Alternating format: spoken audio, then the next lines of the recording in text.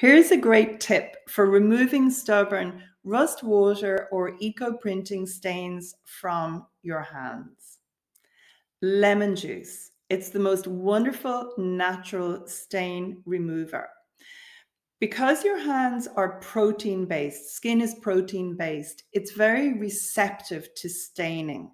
And if you are working without gloves, you are going to discover that your fingernails and your hands get very discolored when you're eco printing.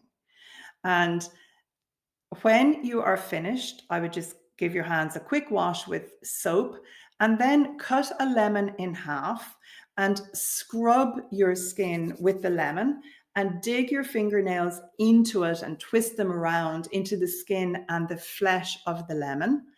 Then give your hands a really good wash with warm water and soap, and magically, I think you will discover that the stains are gone. It was actually a dentist who came to EcoPrint with me who shared this tip because I couldn't believe that she didn't mind getting her hands dirty, and she was going to be dealing with clients the next day in her dental surgery. But she told me about the lemon juice, and she was absolutely correct. It works a treat. So I hope this is helpful for you to remove stubborn stains from your hands.